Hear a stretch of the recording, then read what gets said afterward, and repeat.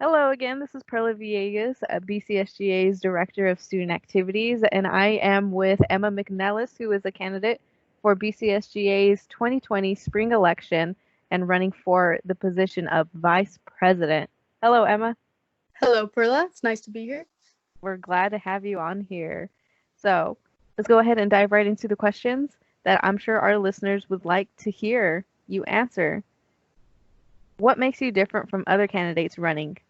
Okay, well, something that I believe separates me from the other candidates running for executive vice president is the fact that I have had the opportunity to gain experience outside of just Bakersfield College's student government. I was actually recently elected to be the vice chair of Region 5, so I now get to attend meetings and events such as the Region 5 meetings held every month, the Region 5 Executive Board meetings, General Assembly, which was just held a few weeks ago, and a lot of other region and statewide events.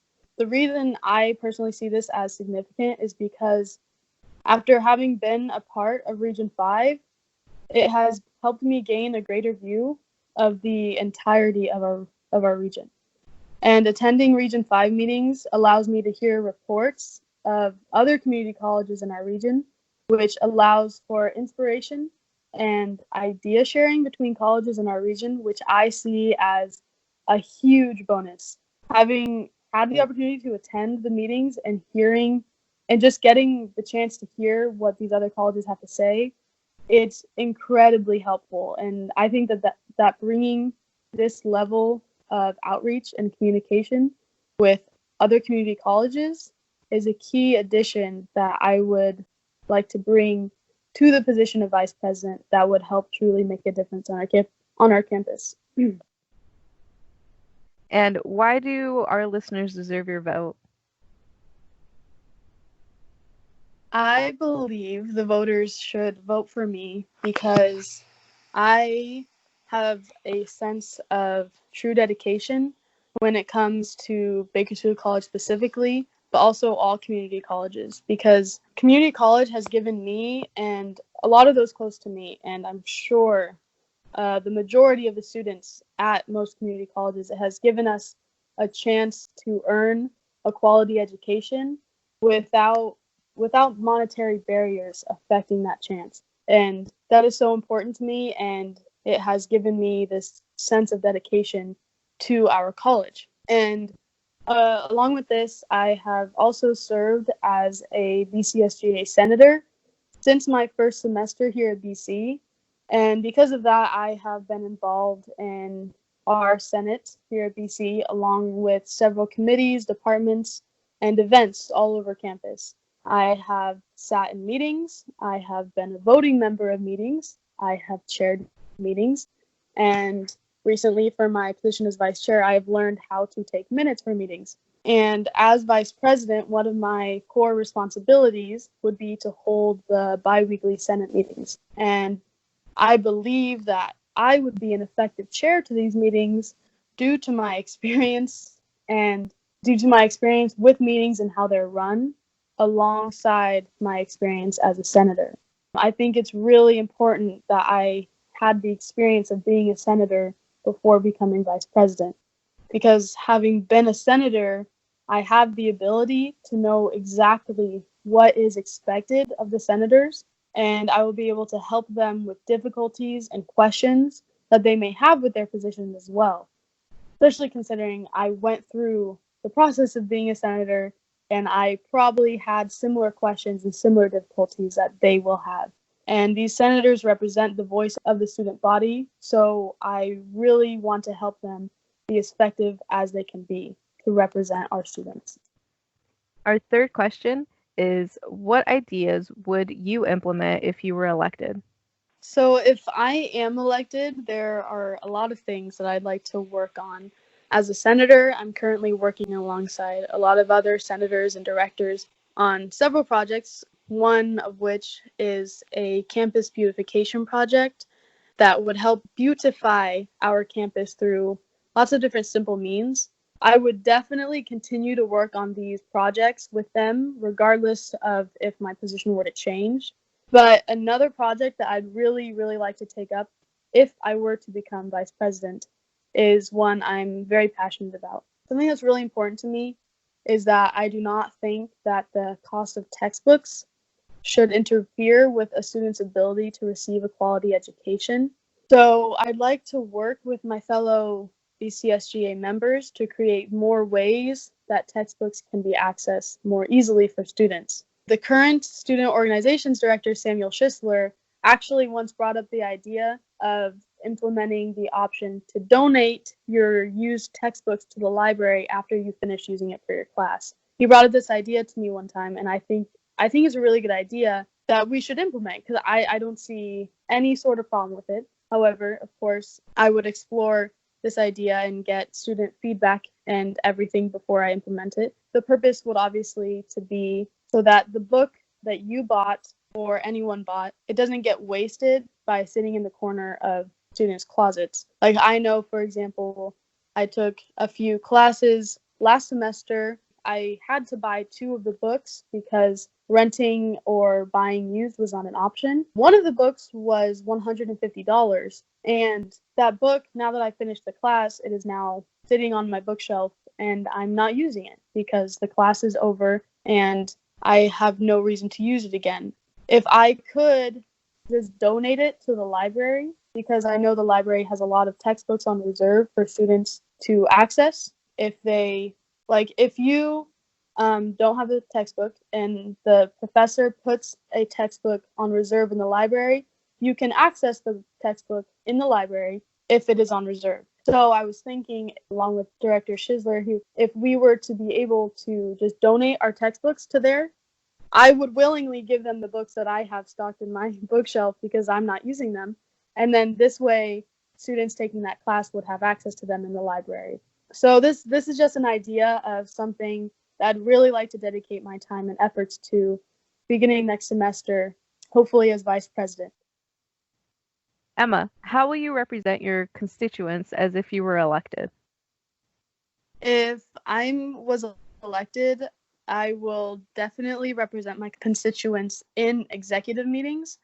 And also, I will not hesitate to speak on behalf of the student's opinion at Senate meetings. Even though I'm aware that I will no longer be a voting member at Senate meetings, but as chair, I can speak on behalf of the students if I were to do a survey or something to measure their opinions on a certain bill or anything of the sort. And speaking of surveys, I will also make sure that I take the time to create effective surveys and provide the outreach needed to see that I receive representation from several different students. And additionally, I will attend as many town halls as I can alongside the newly elected president and as many SGA members as I can get to come to help voice what is going on currently in SGA to the students that attend. Also, to hear what the students have to say about what is going on. I'm also very interested to hear any complaints or criticisms that they have regarding their experiences here at Bakersfield College.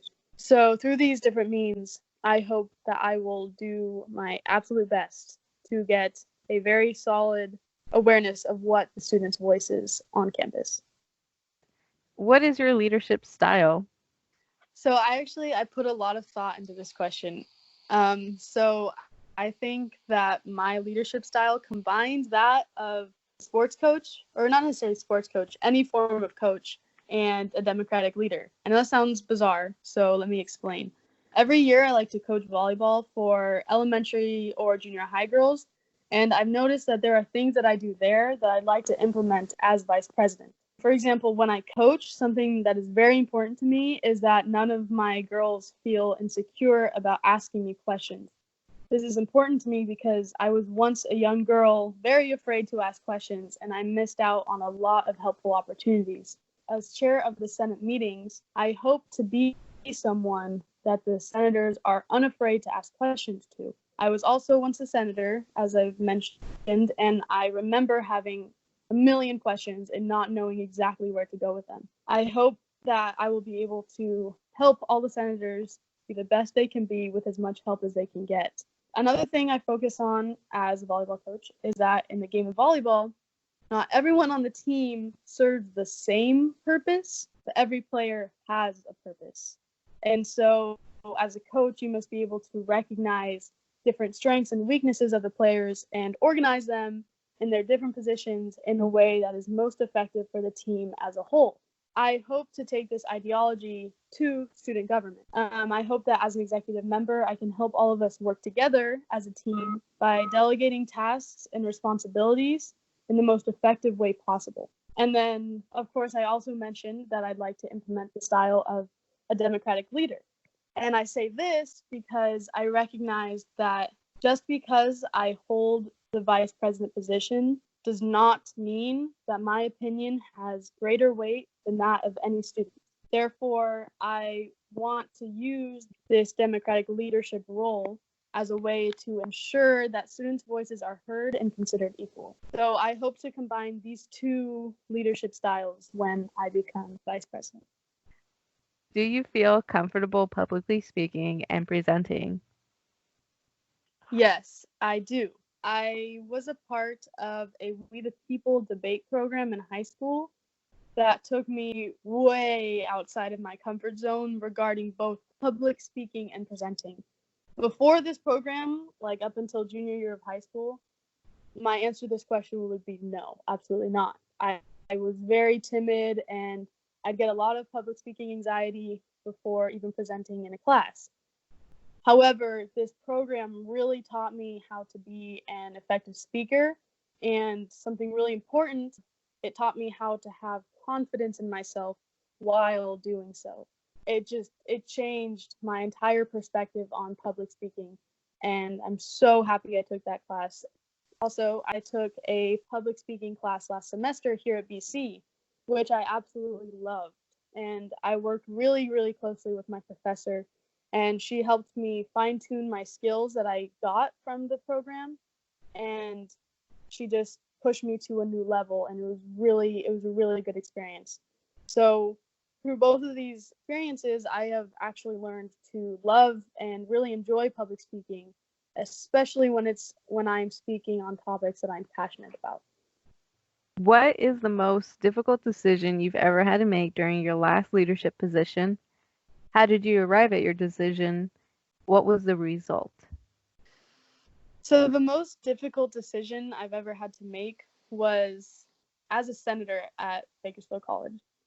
So I had to decide whether or not I would vote yes for the Bakersfield College student transportation bill.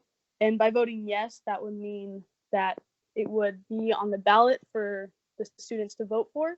At first thought, the idea of having GetBus, Kern Transit, and the BC shuttle service to be free for all of our students sounded amazing. I was like, there are no flaws. This sounds great. I don't see why this would be a problem. However, upon further reflection and hearing other senators' thoughts, I recognize that the original price of the bill that would be added to every student's registration fee to allow for this would be too high. And then this issue was actually brought up during the first reading of the bill during a Senate meeting. And this issue was considered when the president and the advisors were negotiating with the companies regarding the bill. And they did an amazing job, and they were very successful in bringing down the price from what it originally was.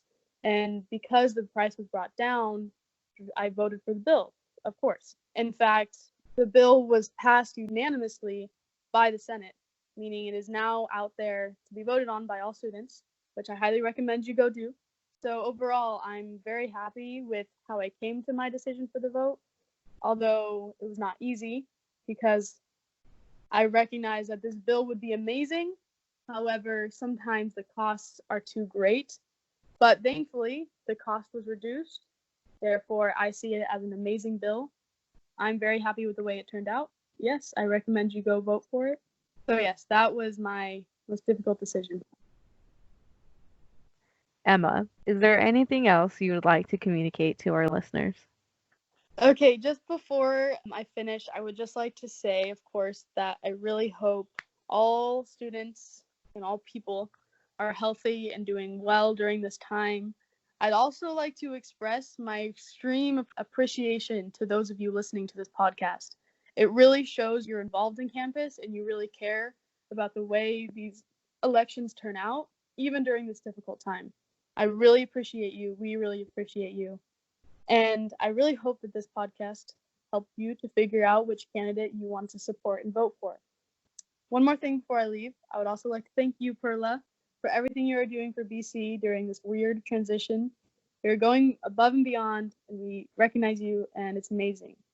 Thank you so much for having me on this podcast. Stay safe, everyone. Thank you.